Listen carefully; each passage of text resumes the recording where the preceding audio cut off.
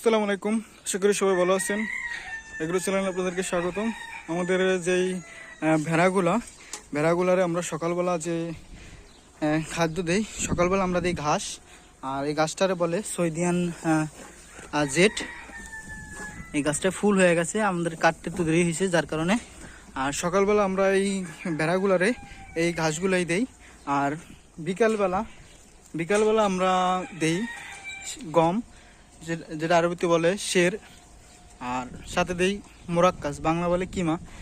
আর এই ভেড়াগুলারে 2 বেলা মাত্র খাদ্য দেই। ঘাস দিই 1 কেজি থেকে 1.5 কেজি হিসাবে, এবং বিকালবেলা প্রতি মাথা পিছু বড়গুলারে দিই আমরা 1 কেজি করে, এবং বাচ্চারে আধা কেজি। মানে যেটা যেরকম খায়, প্রথমে আমরা দেখি কিরকম খায়, তারপরে খাদ্য দিই।